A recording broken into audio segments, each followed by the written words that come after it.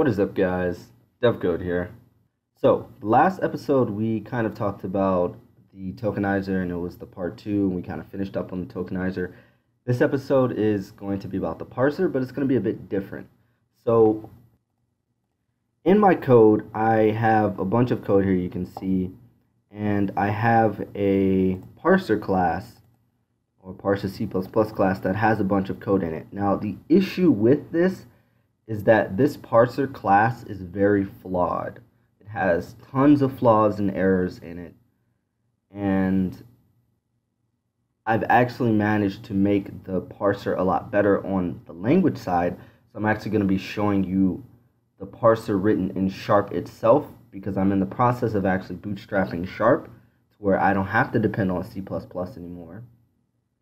So I'm going to show you guys that, and hopefully that won't be too confusing. The parser is exactly like the parser that I have now, except that I fixed lots of bugs, and it's only a hair bit of a difference in terms of the actual code. So building a parser is pretty easy. Of course, you could use tools like Antler. There's also some other tools. Again, Flex and Bison kind of does all of that work for you. You can tokenize and parse your data, but I kind of don't like to do that because I like to have full control of all of the code in my actual compiler. That way, if there's any bugs, it's a lot easier to diagnose because I'm the one that created the bugs and I understand the system a lot better. So to start our parser off, again, this is written in Sharp. This isn't written in C++, but it's pretty much exactly the same thing. So I have a private string. We're going to need to, of course, we're going to need to have a couple of variables to do some basic processing to make sure everything works. We're going to need our source file.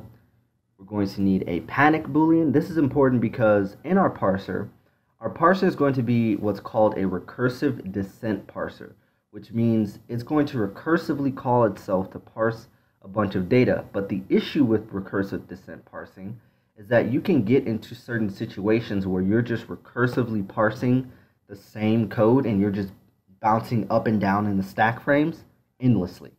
And you'll go on forever unless something stops it.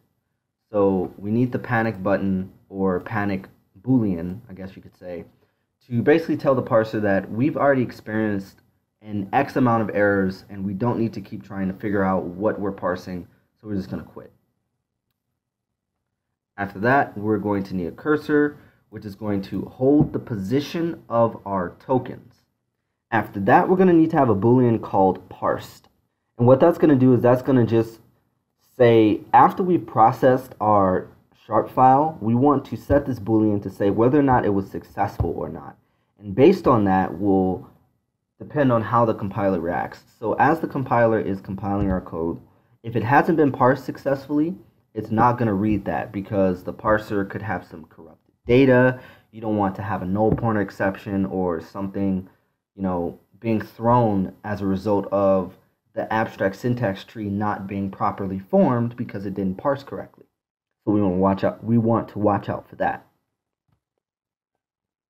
Next, we're going to need to have an array list of abstract syntax trees. Now, I'm going to go over what that is in a bit, but basically an abstract syntax tree is a tree that holds a list of branches that drill down to other pieces of data.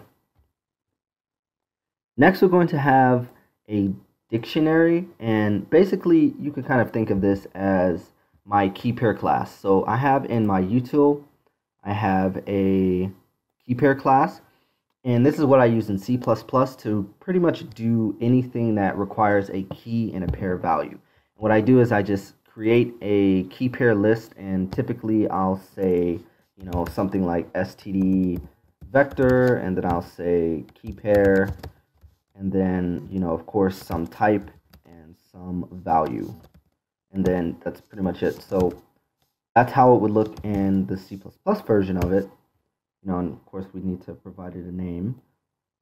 But that's how it would look in the C++ version. But for the purposes of this video, again, we're working in Sharp. So it is a bit different, but I just want to make that connection so that you can kind of understand that.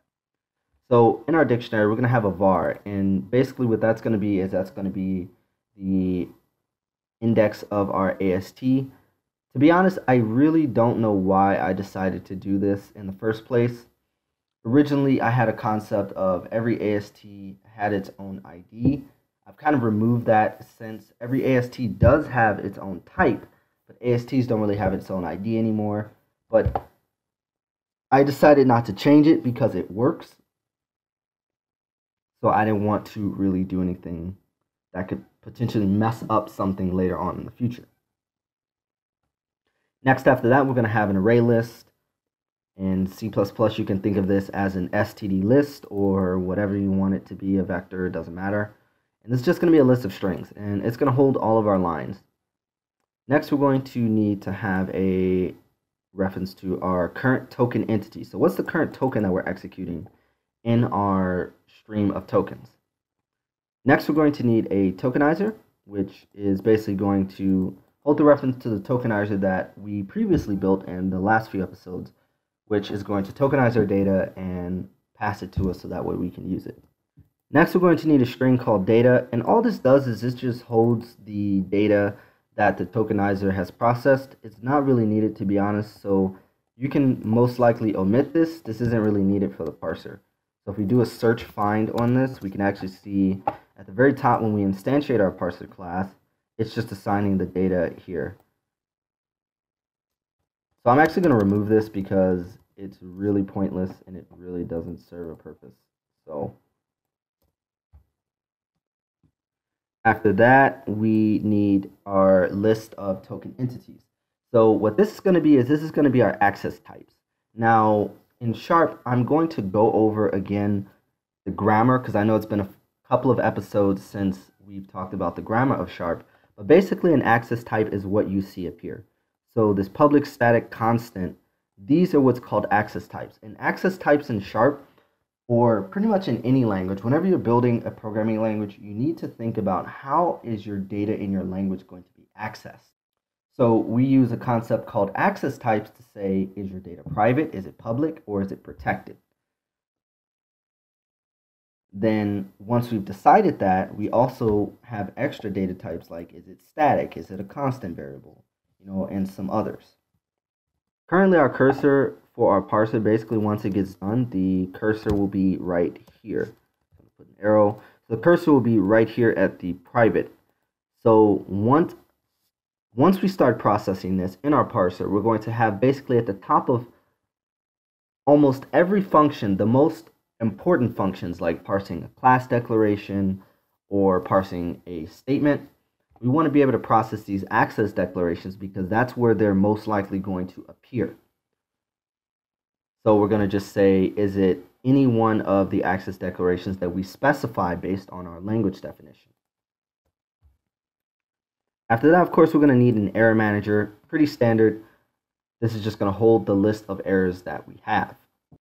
All right, so to refresh you guys on the grammar a bit, just so that everyone can be on the same page, I'm going to go through the full grammar file so that we can all know what we're going to be processing. So first we're going to start with our native type. So we need to start with the base level part of our grammar. Whenever you're designing a language, you need to start with the base level of your grammar and then work your way up. Because if you try to do it the other way, it's almost impossible to conceptualize how everything's going to work. So first, we need to process what a native type is. And native types in Sharp are going to be one of two things. It's going to be a var, which basically represents a number, and it's going to be an object, which represents something in the language. Of course, this language is object-oriented, so objects can be whatever you want it to be. It can be a number, it can be a class, it doesn't really matter. After that, we're going to need to be able to process a number. So a number is just consisting of 1 through 9 or 1 through 0, pretty standard. After that, we're going to need to have a number set. And basically what a number set is it's a number that starts with a number but contains underscores. So it could be, something like these examples here where it just has an underscore in the middle of it. Now, something to note, most of this data is actually going to be processed at the tokenizer level. So we're not really going to need to be this granular, like what's a native type. We are going to need to know what it is in the parser, of course, but there are certain things that, like, for instance, when we're parsing our language, we would have already processed what a number set is, or what a number is. Into the parser is not really going to give a crap. It's going to say, is this a number?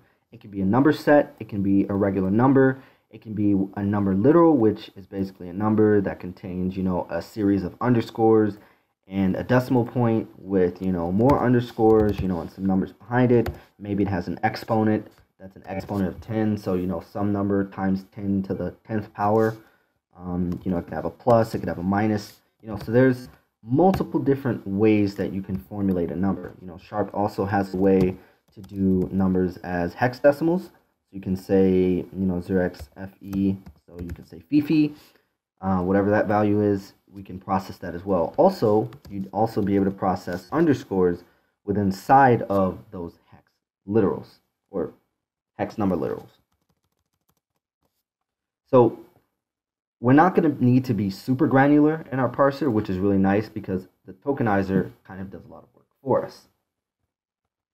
After that, we're going to need to be able to process a string literal. Again, this is something that's already done for us. It's just something that has a double quotes. It starts with double quotes and it ends with double quotes. And whatever's in the middle of it is whatever's in the middle of it. It doesn't matter. You can paste some Chinese, text or something in there. That's what's going to be inside of there. So you don't have to really worry about, encoding issues and stuff like that. Of course, we're going to need to have a standard string escape. So in our string, if we have a string called hello, and you want to put a new line, escape with a new line, or you could say backspace or horizontal tab, so on and so forth. After that, we're going to need to have a Boolean, which is simply true or false, pretty standard. Next, we're going to need to have a character literal. And finally, we're going to have a literal. A literal can be any one of these. It can be a number literal, string, integer, or Boolean literal. This is when it starts to get a little bit more high level. So you can imagine that in our parser, we're going to have a function called parse literal. And we'll see this later. And it's going to say, okay, is this literal a number literal or string or whatever? And we'll already have that information because the tokenizer does it for us. Next, we're going to need to process a module name. And what a module name is, for instance, let's say here's a better example. If we go to the top of the sharp file, every sharp file has to start with a module declaration. So it's going to have to be like module, app, or whatever the name of your module is. And then, you'll have the text here. So the actual parsing of the module name, the actual module name itself is a series of identifiers and decimals. So our module name would be app.a.b.c. So what will actually be considered to be a module name is the characters from the app. So it'll start from app and it will end at C. So these sequence of characters here will be considered a module name. We're basically specifying that we're processing some module declaration. Now, you could say, well, it's named module name, so does that mean that we have some other declaration, like if, we want to access some field? So let's say we have a tokenizer T, and T has some field in it. So we can say T.field.some value equals 9, right? So let's assume that this some value is some number or something. And you could say, well, is that going to be something else? Is that going to be called something else? No. In our language, a module name is just a sequence of text or a sequence of letters that have subsequent periods in between those letters. And if this is a bit confusing, don't worry. It'll all make sense later. My parser is extremely simple. In fact, my parser is only 2,600 lines of code. If you look at the C++ version, of course, it's going to be more, but I've significantly decreased the complexity of my parser. All right, so going back to this, So when we look at our module name, you can see here that it has to start with an identifier, and then it has 0 or more dot and then identifier. So we're just going to keep processing it, a.b.c.d, and let's say we have something like this. We're going to process this, this, and this. And then the minute we hit this, we're going to see that the character is not a dot, so we're just going to say, oh, well, we're done processing a module name. So we would have taken this code or this piece of text and stored it in our parser somewhere.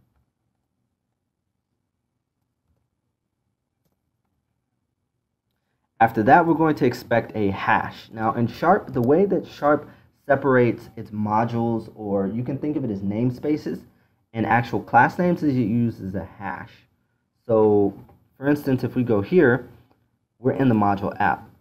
And if we look in our code,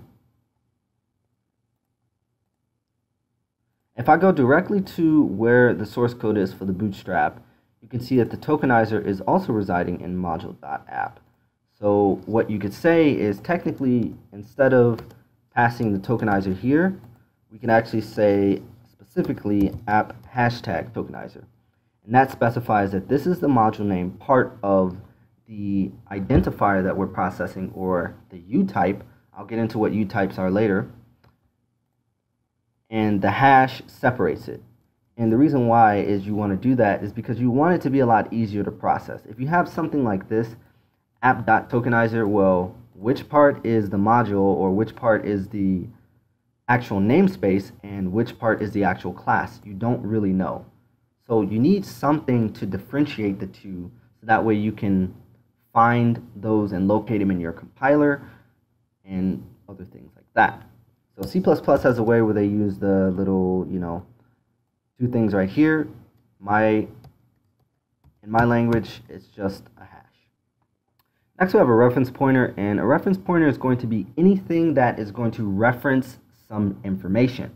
So like you saw an example before where I had the app hash tokenizer, a reference pointer is going to be just that. It points to some reference of data somewhere in the compiler. So it could be a class, it could be some variable, so like this self pointer tokenizer, so it's getting the tokenizer from the actual class. That's going to be what's called a reference pointer. Next, we're going to need to have a reference identifier, which just references some data, so it can be an identifier or it can be some reference pointer. After that, we have a reference identifier list, which is just a bunch of reference identifiers. Of course, we're going to process enums. Enums in Sharp are pretty simple. You just have, the enum, and then you have the name, you have your brackets, and then, some enum value, and then other closing brackets, and then semicolon.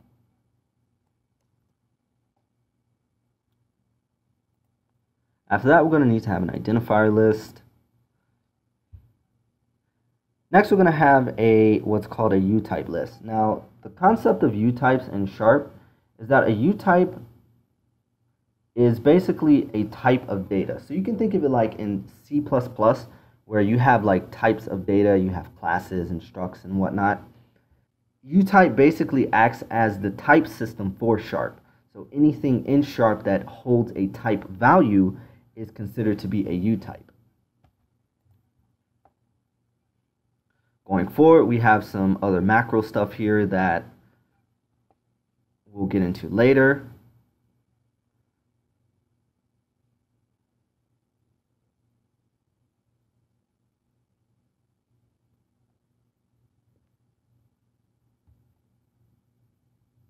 After that, we have a U-type arg, which is basically just going to be a U-type and an identifier. So a U-type arg is going to be, when we're processing this, of course, we're going to need to have an argument for our function. So we're going to need to have the U-type, and then we're going to need to have the argument, or the identifier, which is going to be the name of the argument.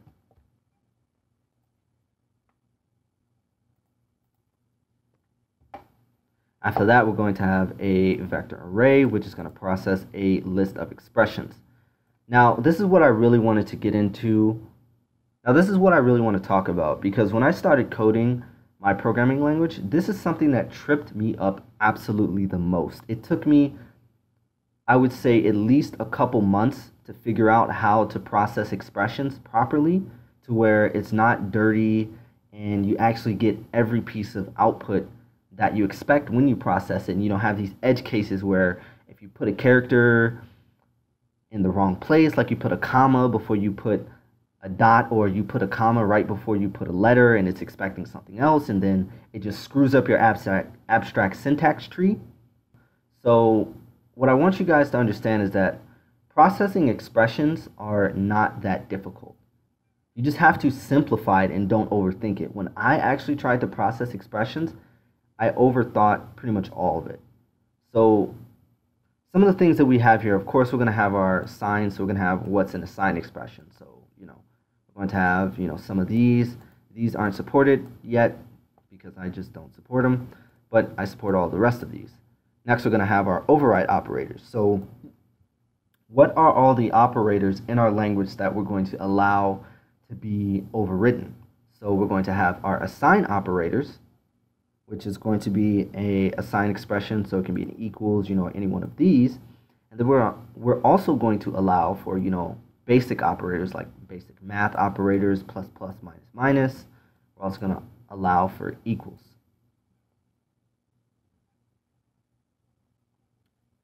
Now, this is when we start to get into processing our expression.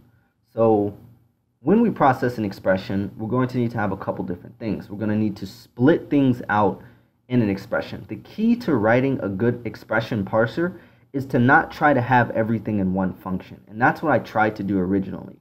Originally, I tried to write this parse expression function, and it was like 1,500 lines of code in one single function, and it was trying to just do everything. So what I've learned is that you need to abstract it out so that you can properly recursively go into your parser and process pretty much anything that you throw at it. So to do that, first we're going to start with an array expression. So in our array expression, we're going to need to process some expression. So after our expression, we're going to need to have this symbol, and we're going to need to process an expression. Then we're going to need to have the closing symbol, and then we're going to need to process a dot notation call expression. We'll get into what that is after it's actually next. And then after that, we process an expression. So what is a dot notation call expression? You can think of it as like a very complex way to do a bunch of stuff. So a dot notation call expression is the backbone of how you access and manipulate data in the language. So you need to be able to use dot notation to access certain fields, or use dot notation to access certain functions. So you can see here we use the dot notation to access the build task function, and then we access the execute function, which is presumed to be residing inside of whatever build task returns. And then we do what's called an expression afterwards. So we have an expression afterwards where we say we want to get the array index, right? This is very complicated. And originally I was unable to process this because I had a over-engineered expression parser. Don't overthink it. It's really simple. So all we need to do is, after that, we have a primary expression. Now this is important because in every programming language, you're going to have a set of expressions that are going to be the most likely to come up all the time, over and over and over again. So you want these expressions to be processed first, because our parser is going to be calling hundreds of thousands, if not millions, of functions, and that's going to take a lot of CPU cycles. It's going to take a really long time to execute everything. So we want to make sure that as we're processing our data, we want to process it as efficiently as possible. So we use a primary expression to say, hey, is it going to be a literal? Because actually in our code, we have lots of literals. We have numbers, in our code, or we have string literals in multiple places. So we want to process that first because that is most likely what we're going to see. After that, we're going to have a dot class expression, which just gets the address or index of the serial number of the actual class that you're trying to do, which of course uses a utype. Next, we have a self declaration, which just says, get the current context or whatever. After that, we have a self pointer. So we want to say get the current context and access something inside of that context, whether it be a function or whatever. We also have a base accessor. So we say get the base context and access something in there. We want to use that because there could be some ambiguity, like we could have a field called X in our class and also have a field called X in our base class, but really we want to use the base class X. So we use this for that. After that, of course, we have our dot notation call expression. Next, we have our new expression. Now, a new expression is going to be pretty interesting. Basically, we have a new and we have our U type, and we're going to have one of two things, a valueless or a vector array. We'll get into what that is later. After that, we have a size of expression. We have a free expression. We have a malloc expression to allocate data. We're going to need to pass in the U type. What type of data do we need to allocate? And then we're going to need to pass in the expression to get the amount of data that we want. So it's not going to be bytes. It's actually going to be how many elements do you want to allocate.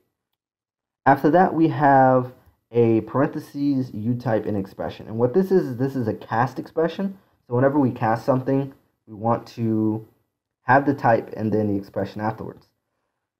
And then finally, we have some simple other expression parsing, like nulls and stuff like that. After that, we have a regular expression. So basically, we're saying, okay, we tried to process primary expression. It didn't work. So now we're going to try to process everything else. So anything else that our language could possibly process. Now, originally, when I did this, this was the part that was really killing me. So these are all the math comparison and, addition, subtraction, and control flow expressions. Pretty straightforward and simplistic. After that, we have our access types, which I was explaining before. It's just public, static, etc. After that, we have a module declaration, which uses a module name, import, same thing. We're also going to have what's called prototype declaration. So in Sharp, we're going to have a way for you to create function prototypes. Basically what that is we can have a function, let's call it foo, and let's say it has some arguments, int. We don't have to give it a name for the argument, but you can do that. Let's say it returns a bar. So in this example, what we're actually doing is we're creating what's called a function pointer. So this function pointer can be used to pass data around and do some pretty cool things with it. I'll get into more later on how that works and all of that. But let's move on. So next we have a class declaration, pretty simplistic.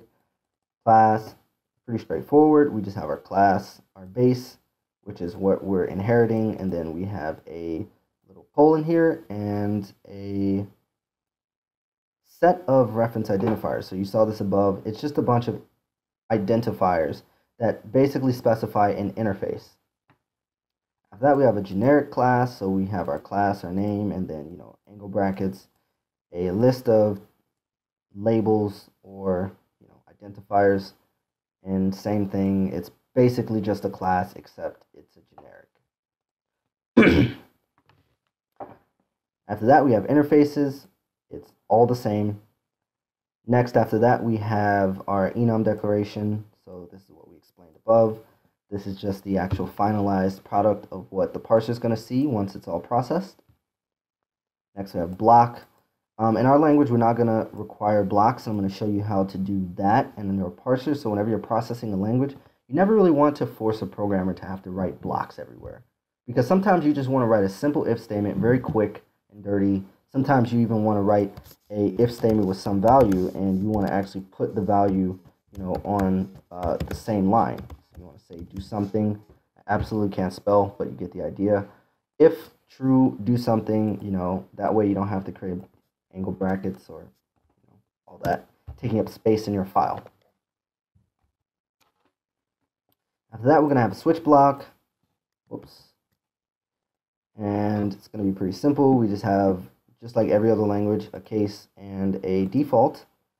So a case and a default, and then we have some blocks or statements afterwards. course, we have our finalized product of our class declaration, and then we have our method declaration, delegate, blah, blah, blah. Next, we start getting into statements. And basically, whenever you're processing a language, you need to have statements to basically have a sequence of quote-unquote instructions that you give to your compiler to say, I want to do these set of things in this specific order. So we use statements for that in programming languages to achieve that type of ordering. So we just have all our basic statements. I won't get into all of them because we're going to see them pretty soon. And all we need to do is when we're processing our statements, we just want to do a simple check on all of these in one simple if statement. And you're going to see it's very easy.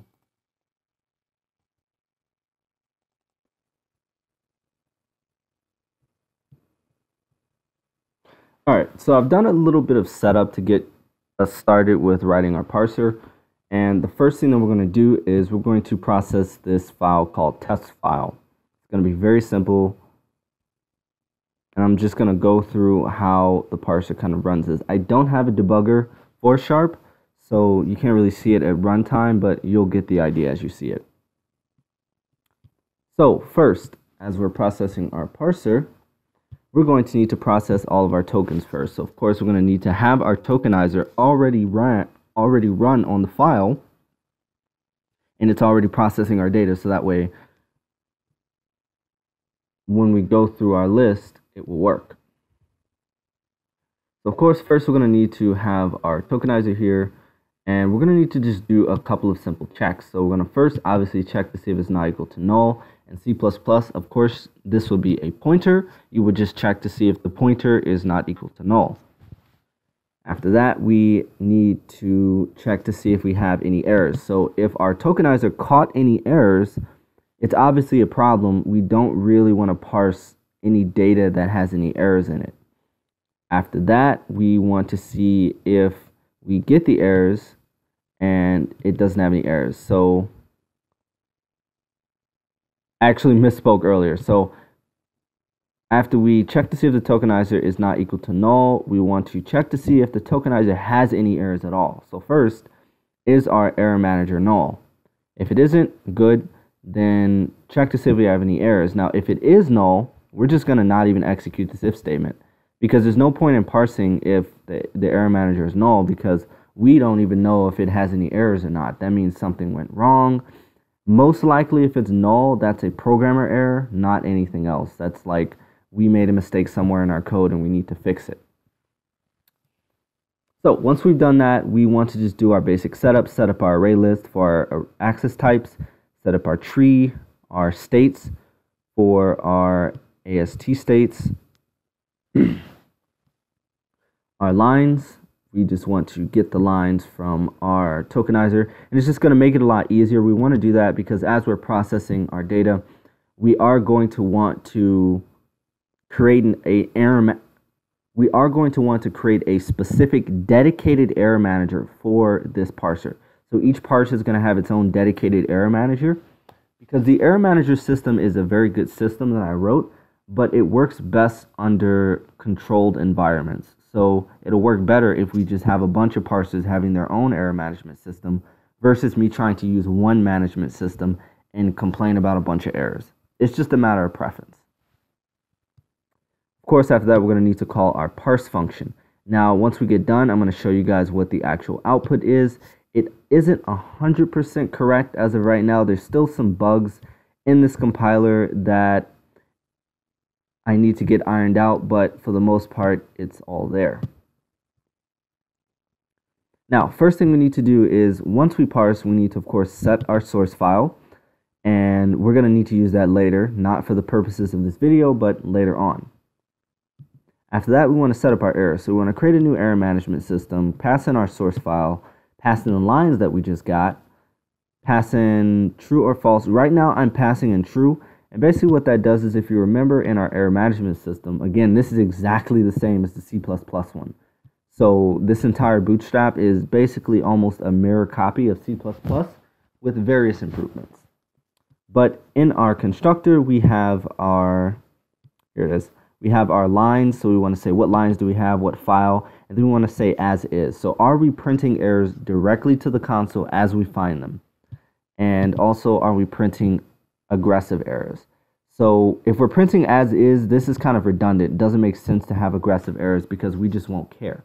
But if we're not printing directly to the console and we're kind of storing the errors behind the scenes, then that's when the aggressive flag comes in handy, because now we can say, even though we are complaining about these errors behind the scenes, do you still want to complain about everything or not?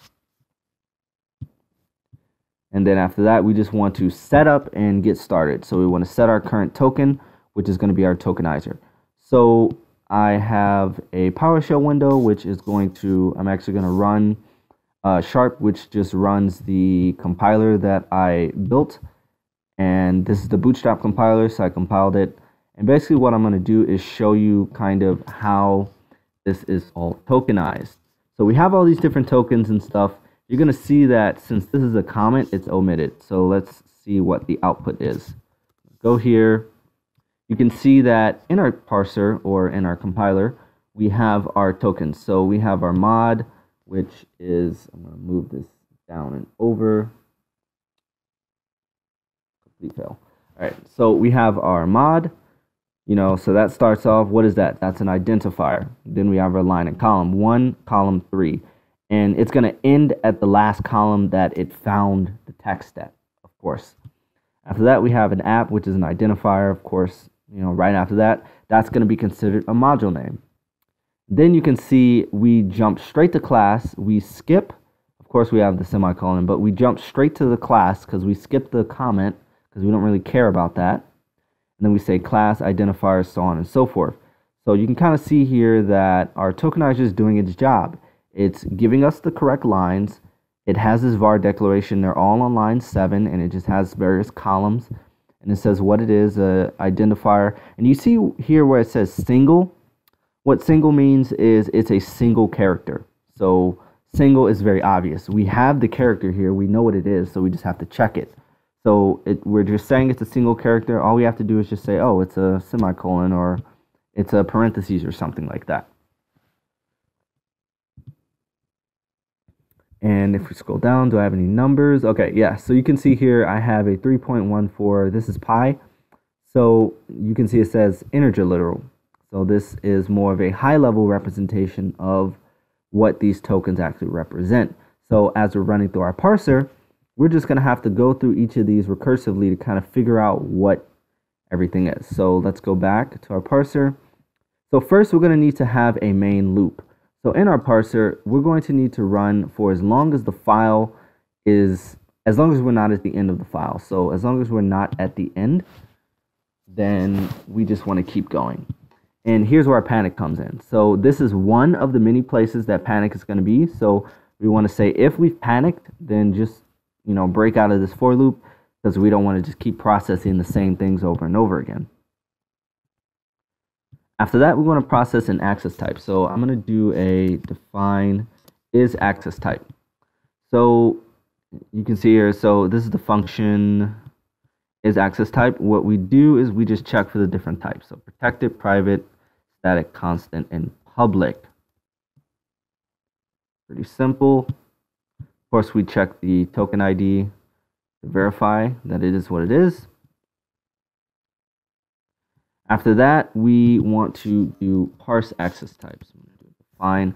All we do here is we just clear out our access types because we don't want to provide invalid access types or access types that was in reference to the field before us. So we want to clear out the list, and we want to just say, is this an access type, which is above it? Oh no, we already saw that. So that just checks what it is it private, public, or whatever. And then we add the access type to the actual list, and then we just advance our token. In our parser, you have this concept of we're always going to be at the actual token. So I know that there are different styles and different ways to write parsers, but the way that I'm writing my parser is that typically you would see an average compiler or parser going to do one of two things. You're either going to A, have a peak mechanism where you peak, so like you say, I'm here, I'm at this character, so let me go here. So we're going to say, you know, I'm at def. So what we're going to do is we're going to just peek forward at this token and say, is this what I think it is? Okay, now let me move the cursor to the next token. So we're going to move it to here and then start processing this token and then keep going on forward. But what our parser is going to do is we're going to say, okay, we're directly here. I'm going to process this directly. Once I process that, I'm going straight to the next function and processing that, and then just so on and so forth. So we do have peaks in our code, but it's very far and few in between. We're mostly expecting that the current parser or the current token that we're processing is the actual token we're expecting. So we don't have to do any peeking, because it gets a little bit messy, because sometimes you can do stuff wrong if you peek in the wrong order and stuff like that. So I just kind of wanted it to be very verbose about it. After that, we have a quit, which just says, actually go to that, I don't really remember. Okay, so it says if panic, return, if our error count. So basically what this function does is it checks to see if we've panicked, and it checks the error count. So it says, you know, this is where the actual quitting happens. So we check to see if the raw error count is greater than the maximum amount of errors. So right now, the standard is to have in our options, I have here 1,000 errors. It's the same thing in C++, the native compiler that I have now. We're just saying if you have more than 1,000 errors, I mean, unless you set it to some higher value, it's time to quit, basically. We just set that value there. Now, you saw up here that I was doing the check for if panic. It's most likely a typo. We don't really need it. I did that first, and then I made this quit function because I thought that it'd be a lot more efficient to do it that way. That way, I can call that function everywhere and have that check about, you know, are we panicking or are we at the max error point? After that, we check for is in, pretty simple. Next, we need to check for, so this is when we start processing stuff. So first, we're going to check to see, is there a declaration, right? So is declaration just does, it does something simple. So it takes a token, right? Our token entity. So it takes a token and it takes a value. And we just say, you know, is it an identifier? Because a declaration, this function expects it to be an identifier firstly, and then it just checks the token against the value. Pretty straightforward. After we do that, we want to parse a module declaration. So when we process a module declaration, you're going to see that there's going to be this consistent thing where I call get AST at the top of every single function. And this is where the nesting comes in handy. So I'm going to create a file here. So I'm going to create a new text file. I'm going to just call it temp.txt. And I'm going to explain to you how the tree actually works. So basically, in this function, we have our parse module declaration. We have this get AST. Let's say we have an AST called, I don't know, module, M-O-D-U-L-E-C-L. So we have our module declaration, right? So we're going to have AST type. We're going to have our type is equal to that. Then below that, what we're going to do is we're going to have a tab, because now we're going to have children. So now let's say we have a token entity, and it's going to be, you know, mod, and then we may also have a something called a AST. It's going to be a reference pointer, or actually it's going to be a module name. We're going to have our module name, and below that, then we're going to have in there, you know, a token entity of, you know, let's say we have a token entity called app. So this kind of references the file that we're processing, this test file here. So the layout's going to kind of be like this, and you kind of get the point where for every AST, you're going to have a subsequent set of children. So let's actually go to the AST class. Again, I'm showing you the sharp code because it's a lot simpler, but C++ does exactly the same thing.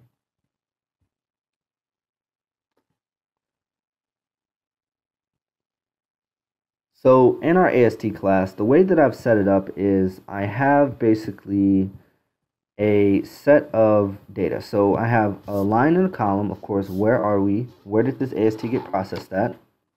Then I have a parent, and that's just for debugging purposes. It's not really needed in terms of the actual processing, I don't think.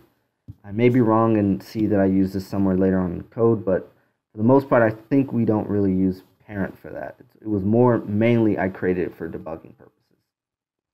After that, we have our AST type, which is below here. And then we have an array list of tokens. So, we could have an array of tokens. So when we have our type, we have our AST type. It can have a token entity mod, and then, we can have, some other stuff in here. Mod, data, whatever. It doesn't matter. But the point is that we can have multiple token entities. So like, this is actually a better example. So in our module name, we can say app dot, and then let's say, code. So this would be a module name where we would be typing up here app.code, and that would hold 3 subsequent tokens that would, be underneath the module name AST, which is underneath the module declaration AST. And abstract syntax trees are pretty easy to understand. You just have a set of children and you have a set of tokens that reference that. And the different AST types, I'm not going to go into all of them. It's quite a bit, but you'll see them as we kind of go through the code. But, we have all these for class declarations, variable declarations. We have, and I've grouped them specifically, so whenever I add a new type, it's very easy to like find things and stuff like that. But we start off with our declarations. You can see here it's all declarations. Then, I have my list processing stuff, var lists and blah, blah, blah. Then I have my expression stuff. So array expression, primary, blah, blah, blah. Of course, I have my block processing. So switch block, finally block, assembly block. And then, there are some one-offs like method return type and stuff in here. And then I have, which is, the bulk of it, which is, all of my statements that are going to be processed inside of the code. And then afterwards, I have what's called a set of E-types. So this is something I actually want to go into a little bit. E-types in Sharp are basically, so you can think of it like an AST. So you're processing an AST. And the reason why I decided to do this was because when you're processing abstract syntax trees, things get really complicated really fast. So you want to be able to have a way to, in a way, canonicalize or have a standard definition of what the data that you're processing is. So you have this AST that has all these complex children and trees and stuff like that below it and all these branches. You want to be able to know in general, what are you looking at? So I've done this concept of encapsulation where I encapsulate a set of branches below a certain AST at a certain, index or whatever. And it could be, a literal, a base, a new expression, or a new AST, a dot notation, function encapsulated AST, and so on. So you'll see how I use that later, but it's very helpful because this is not more so for the parsing. I don't want you guys to get confused to think like I created this because I'm using it for the parser. This is for the other side. When I get to the other side, once I'm done parsing and I'm ready to start processing this information in my compiler, that's where this is going to start to be really easy because then it makes processing the data in the compiler so much faster and so much easier to understand that it's very hard to make bugs when you're writing the compiler.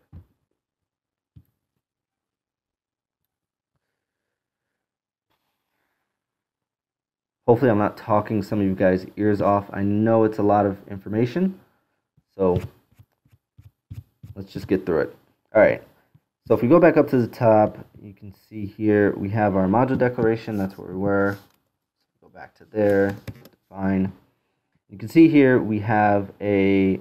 So first we add the current token. So this goes back to that concept of we're always exactly where we think we are. So we don't have to peek forward or we don't have to advance or whatever. So we just add the module token. So that's gonna be added to our AST. And then all right, I keep getting lost.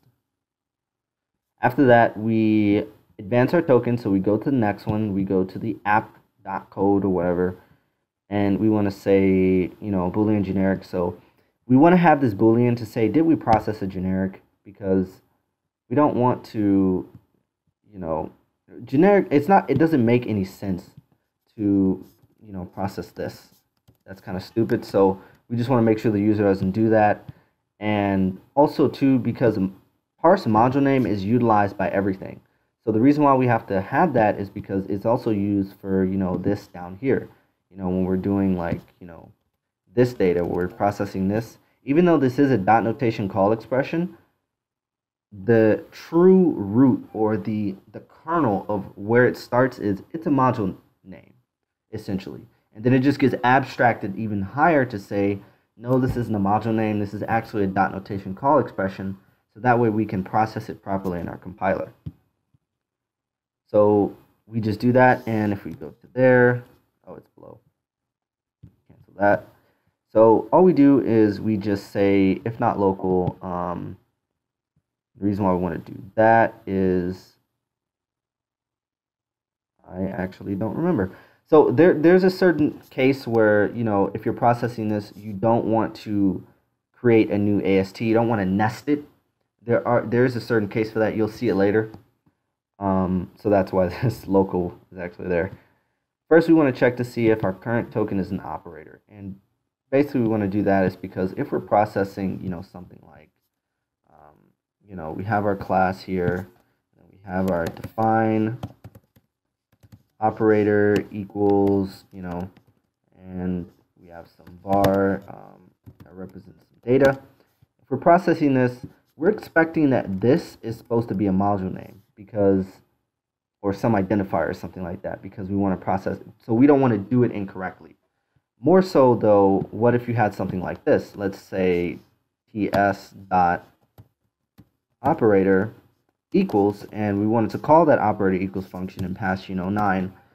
We don't want to, because if we try to process a module name is expecting it to be an identifier that's not a keyword. You can see it's a keyword because it's highlighted in blue. So it's going to fail basically, and we don't want it to fail. So if it's an operator, equals, we want to be able to offset that to go do that processing somewhere else so we don't break anything. Whoops. Okay. So after we do that, then we check to see, is it an override operator? So we actually do it here. So we check to see directly, is it an override operator? You remember above that was in our grammar class, is it a plus or minus or whatever?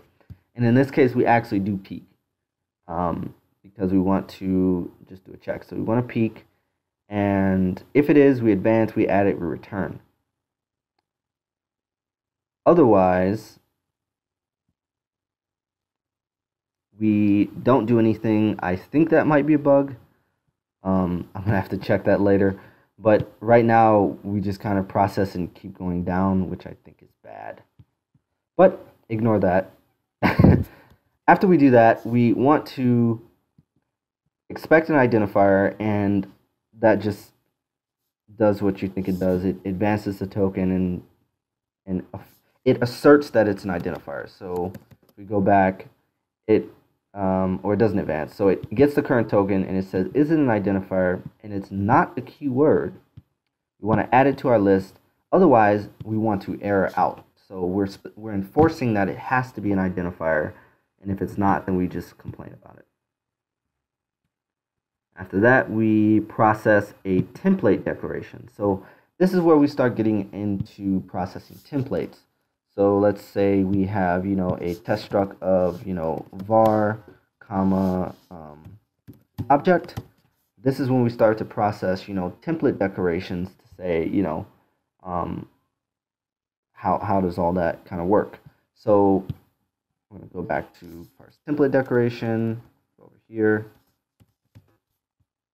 And you can see it peaks. So first, it's important to peak for this one because there's a huge conflict, because you could think that whenever you're processing template declarations in your parser, I've ran up on this example actually that was pretty annoying.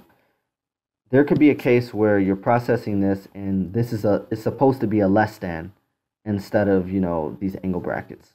You don't want that to happen. So you're processing a module name, right? Remember, we're processing a module name. And let's say we say B, is equal to A is less than 7.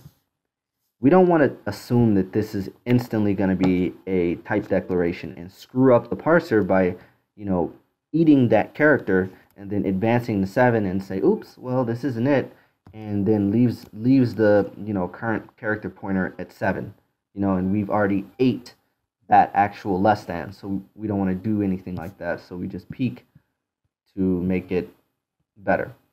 And below you can kind of see I have a get AST, and what that does is that just adds a blank AST to the list. So for every module declaration or every type declaration, we want to add a blank actual token. You might ask, well, why would we need to do that? And the reason is, let's say you have a t-struct at this dot, some other class, right? And you're processing this. You have this, these are going to be the test struct, the dot, and the test are all going to be token entities. So you're going to have a, I'm actually going to copy this and show you why you need to do that. So we're going to have our test struct, we're going to have our dot, and our test. Now, we're also going to have a set of ASTs. We can have our AST here, and it's going to be called, I don't know the name, just for simplicity's sake, let's say it's a reference pointer. It's not. I think it's actually a type declaration, but it doesn't matter. You get the idea. So we're going to have our AST. That's going to be our type declaration. And, it's going to hold the value. So it's going to hold token entity var, and then it's going to hold our token entity object. So it's going to hold these two values, but the question is, which one does it reference? You could say, oh, well, obviously it references this one. But what if you did this? What if you did something like this, where, you had your test, and then this required test parameters because this is some, generic class, and this was just a regular class. So at that point, it's no longer easy to assume that, okay, well, you have one child, and this one child is in reference to this class. It's not anymore. So to tell it that it's in reference to this dot, we need to have another AST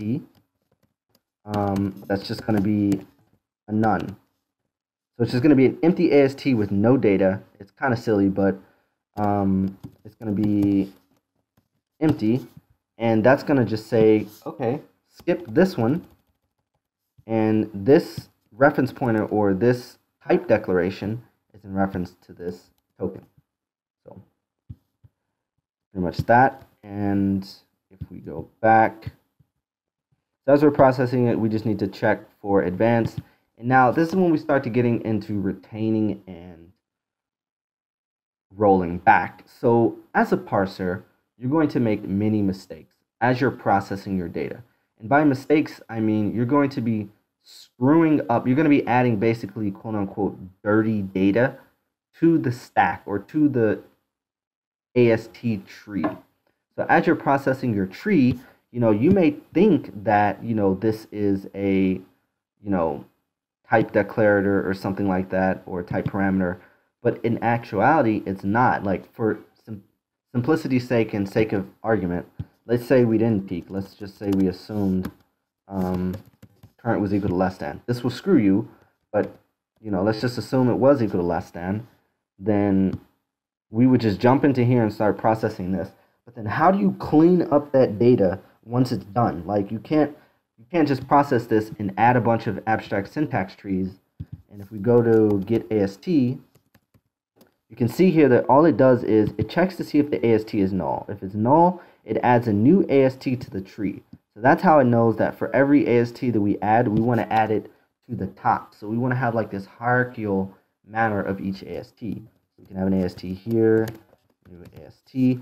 and that's going to start at the top because it's null. And you can see whenever it's null, they're only null at the highest level in our parser when we're processing class declarations, method declarations, interface declarations, at the global class level.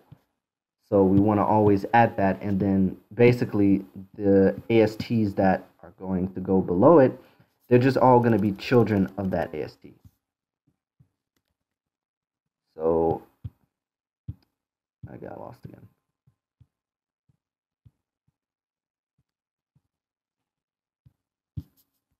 So if we go to get AST, if it's not going to add the tree, then it's going to add it as a child. So we're going to have an AST and we're going to call add, and that's going to add our AST to the line. Also forgot to go over the separate functions that are in AST. I kind of grazed over abstract syntax trees pretty quickly.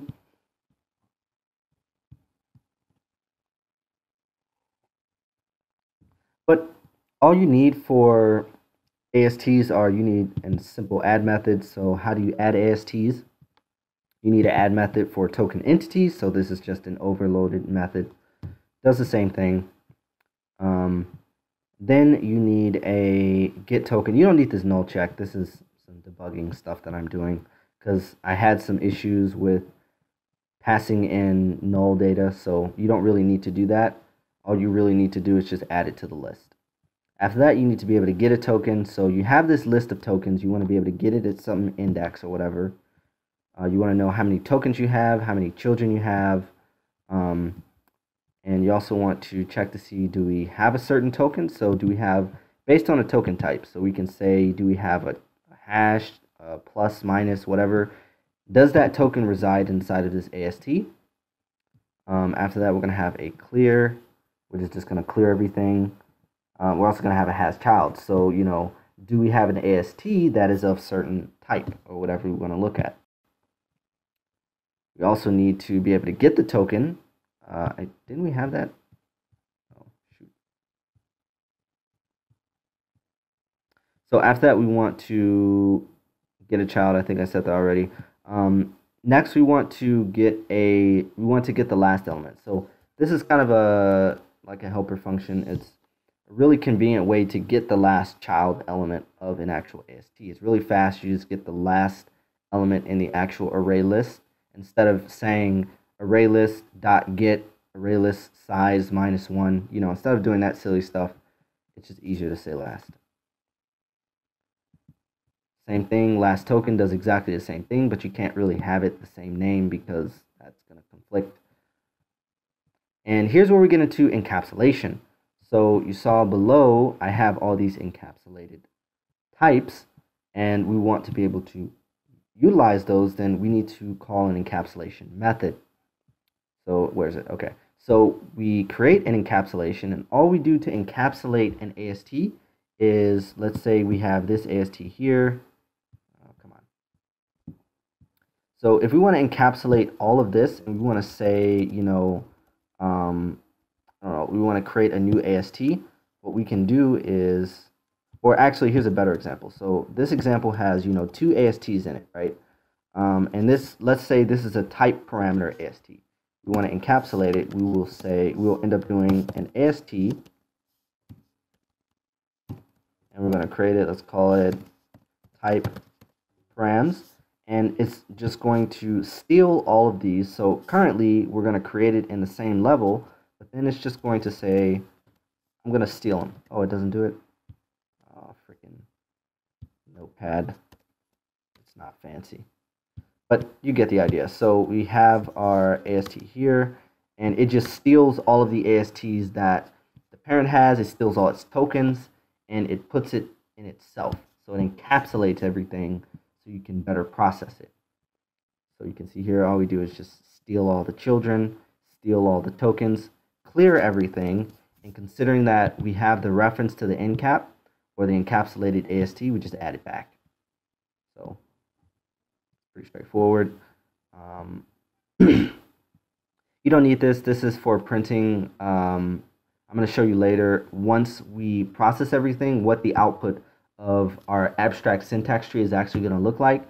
These are actually helper functions so that we can see what our generated abstract syntax tree looks like.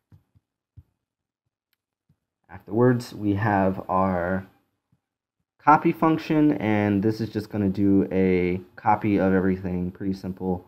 The reason why I have a copy function, this is an object-oriented language. Yes, you can copy by reference, but I don't want to always copy by reference. Sometimes there's reasons that I need to take all of the elements and I need to just copy them and use them for some other purpose, and you'll see why I need that later.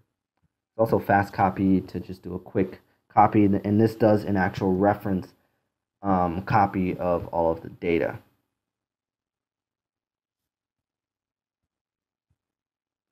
Afterwards, we have get parent, pop token, so we want to pop the last token, pop the last child, so pop the list back, and we want to get the type and set the type. So that's pretty much it. ASTs are very simple. It's just basically a container of data. All right, so where were we? So I want to go to parse template declaration. That's where we were. And so afterwards, we check to see, all right, so we have our data, and that's where I was going next. So retain, what does that do? So when we retain, we need a way to be able to save the state of the AST. So like, let's say we're processing this, and we're about to process a type params. We want to basically say, all right, I want to take this, and I want to save all of this here. So we want to save the state, and we want to put this somewhere else. So we want to take this and put this somewhere else. And this is where actually the copy comes in handy, because you don't want to just say AST is equal to, you know, the copy of the AST, because then you're going to lose that state of the AST, because if you modify that, obviously it's going to modify the other one because they're references. So we want to copy it, and then later on, if we say, nah, I don't want to use this data, this is wrong, I'm just going to take this, copy it from, you know, wherever it's stored in memory, and I'm just going to blast the current, you know, tree. I'm just going to blast what the current tree is and restore it back to its original state, basically. And then we also going to need to have a dump method. So we're going to need to dump the state. So even though we're putting a state here, we're going to need to pass in the cursor, which is, this is what I was confused about earlier, where I wasn't sure if I needed it. But what this actually does is this actually passes the cursor. So let's say our cursor, or the pointer to what token we're at, is right here. We want to store that so that we can go originally back to where we started. Then there's also a rollback function. So I have two types of rollback functions, and it's a very good reason for it. So you're going to, of course, have your rollback. And what that does is what I just explained. You blast everything. You just say, here's the current cursor, put it back to where it was, get the current token, so get the last, you know, state of the last key or the last cursor. Then we're going to do a fast copy. So we're going to copy everything that temp has and blast out whatever our AST was currently referencing. So all those objects are going to get freed up by the garbage collector. We don't really have to care about it. And then we just want to drop our states. Now, the problem with this is, let's say you are processing a expression, right? Let's say you're processing this expression right here. And in the function, as you're processing ts a plus b, and let's say you get to this plus, and let's say for whatever reason you thought the parser thinks it's something else, this plus here. If it blasts it, it's going to corrupt or basically get rid of all of this data that we just processed. So we don't want to get rid of this previous data that is actually correct. So we may just want to do a rollback last. So we thought that this was supposed to be a reference identifier or a module name or whatever, and it turned out not to be. It's actually a number. So what we're going to do is we're just going to roll back the last AST that was created in the tree or in the branch, the current branch that we're in, and just kill that.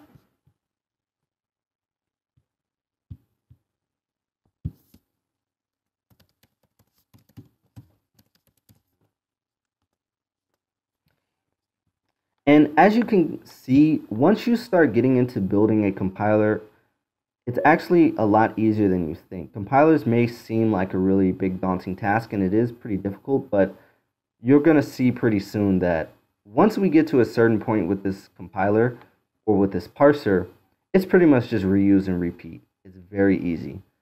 So after that, we just parse a utype and we say the current is greater than, of course, pretty standard. We want to process the template decoration. If we process it, we want to roll back the last because parse utype creates one AST. We don't want to blast out everything. We just want to roll back the last AST. And then pass the errors, which means, don't complain if you found anything. And parse a utype list. And then we want to expect, some value. So we want to expect the greater than and do the advance. And when we parse a utype, you're going to see that this this is the entire typing system of the programming language.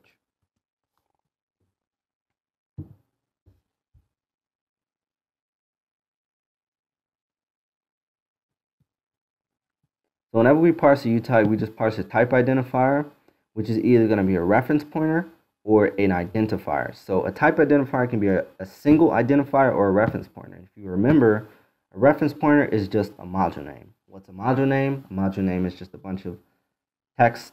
Module name is just a bunch of letters and dots. Afterwards, we want to check for a left brace. So a utype can be, a type, or it could be a type, with an array, specifying that it's an array type. So we could say like var array, So it could be an identifier, a native type, or a reference identifier. And we just advance and do the current. So if this is a little bit confusing, I'm actually going to just go through what the actual compiler is processing to make it a little bit easier to understand how a parser kind of works. So let's start at the top. So we've already done that.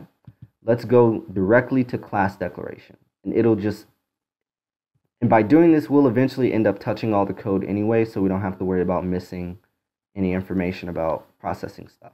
So first, I'm going to find parse class declaration. So of course, we add our class declaration AST, and we, for each do the list, we get the array of our token entities, and we do a for each to the list and add those values.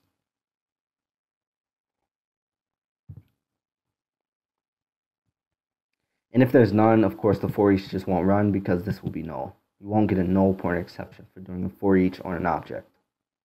Afterwards, we are going to have an AST type. So we're going to need to, after we process our access types, we're going to need to add the token, and we're going to need to advance. So we can look here, and we're just going to go through it line for line.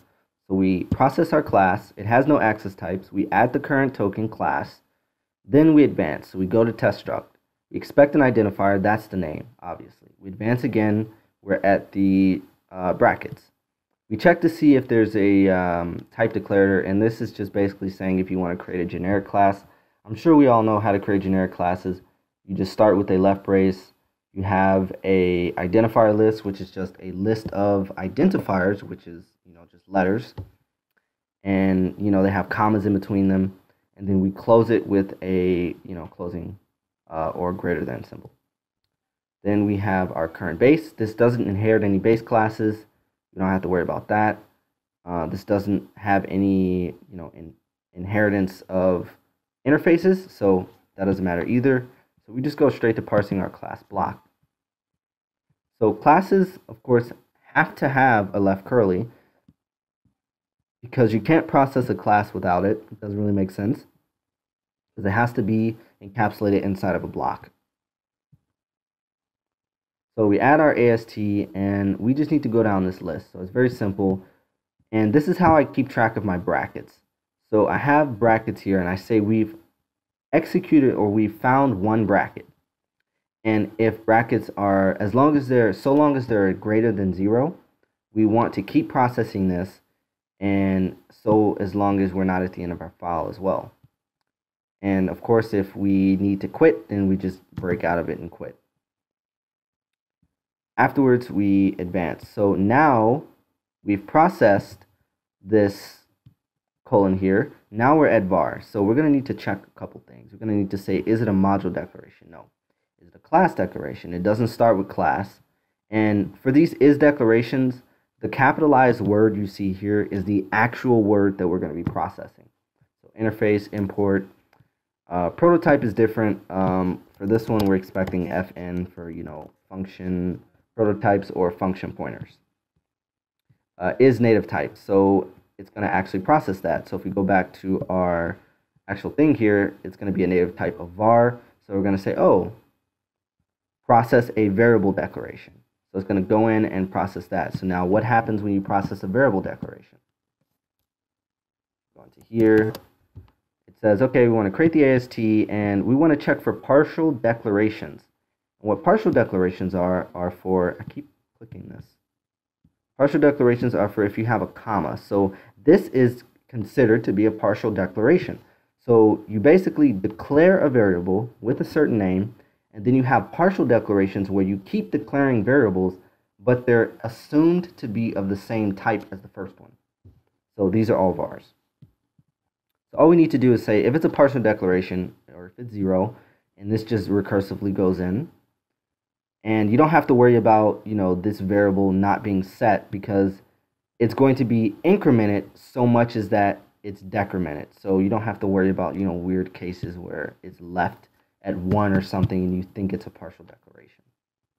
So as per standard, we add our access types and then we push back. So the reason why we want to do that is because the uType function actually it moves forward on its own. So since we know that the uType is going to advance on its own, we want to push back so that it can start at var. So we're going to push back to here. It's going to parse a uType, which is going to be a var. A uType is, again, a native type, an identifier, or a reference pointer. And once we do that, if it's not true, because we need a name for the variable, we're just going to explain to the user that, expected a native type or a reference pointer.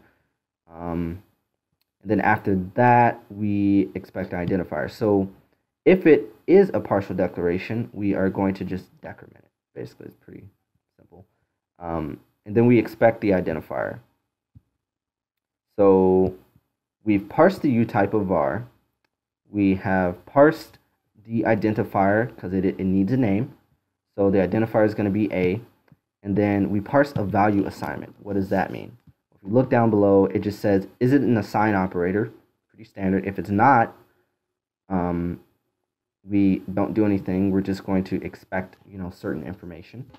If it's not a assign operator, it has to be either a comma or a semicolon. Otherwise, you're going to get some error somewhere. So if it's an assign operator, we advance. So in this case, all right, we don't say there is no assign operator, so we just assume it's a comma. But if there were, we would just parse a value. What is a value? It's an expression. Okay. So once we do that, then we need to say current is equal to comma, which it is. We have parsed a partial declaration, so we want to expect a comma and advance. Even though I know that we've already checked that it's a comma, it's kind of pointless to expect for it to be a comma, but it's just standard practice to make sure that I know that I'm absolutely processing all the information, because you'd be surprised where all the little gotchas are in the parser, that you're processing stuff and it's just kind of not being what you expected it to be. Once we do that, we advance. So now we're at we're no longer at comma, we're at B. So we process a variable declaration again. We go back into here. There's no access types to process because it's no partial declaration. So we just decrement it because it was set to 1. Now it's back to, its original value. It's back to 0. But we're in here recursively. So now this is where the recursive descent parsing comes in handy, where we recursively go back into the function. We just parse the identifier, which is B, and we check to see if the current is equal to a comma, which it is. But if it's not, we can say, B is equal to some value. We can say B is equal to 6. And it would just go in here and, handle that, in here. So it would parse the actual expression. And otherwise, it's a comma, and it just does the same thing over and over again. And that's how you process multiple variables on the same type, basically. So now that we've processed a var declaration, we're going to need to process a method. So I'm going to type def foo, and I'm going to type t.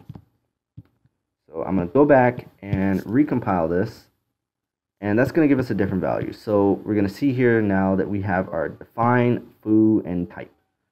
So now we're just going to go back to our function, and we're going to look at our parse class declaration.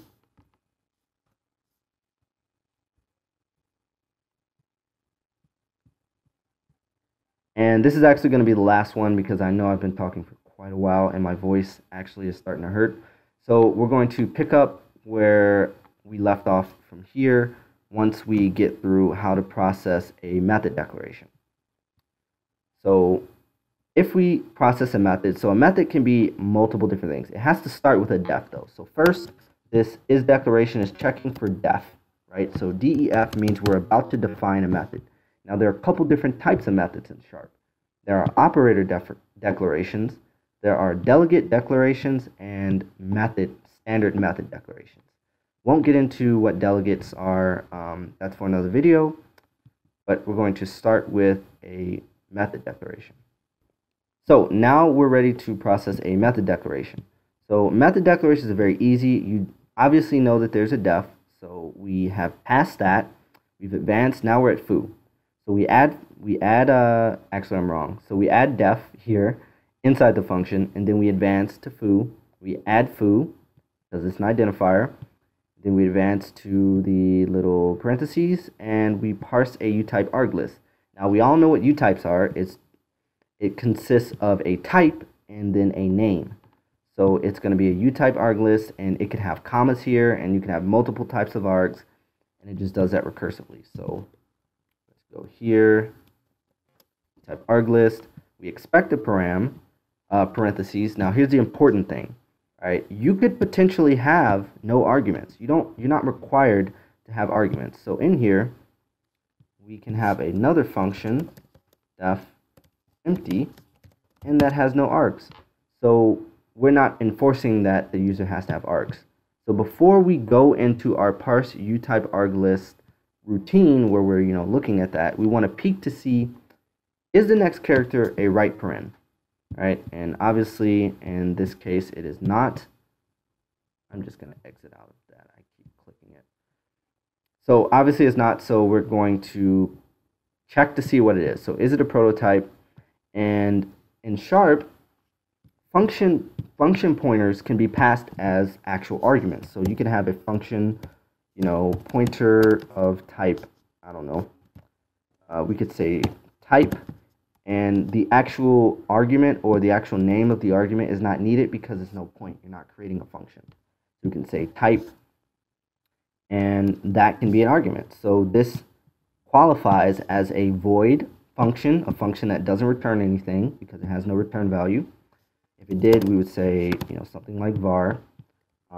But it doesn't return anything, and we have our type for our parameter. So when we pass that function pointer in, so if we did like